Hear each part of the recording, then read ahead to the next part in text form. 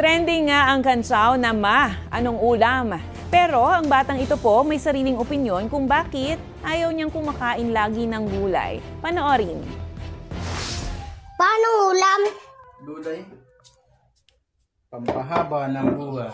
Oo, gulay na naman, pampabara naman ang buhay. Kumain naman tayo ng karne, baka hindi na tayo mamatay. Kung kayo ay may kwentong kakaiba mo, kwento ng pag-ibig o storya ng inspirasyon at pag-asa, maaari nyo itong ibahagi. Sumali sa ating Facebook group na Balitang A to Z, panoorin ang replay ng ating programa at sundan ang ating social media pages, hanapin ang Balitang A to Z. Ang ating pabaong quote of the night ay mula sa dating Pangulo ng Amerika na si Theodore Roosevelt. Ang sabi niya, mas malalim ang alam sa nakaraan, mas handa ka sa hinaharap.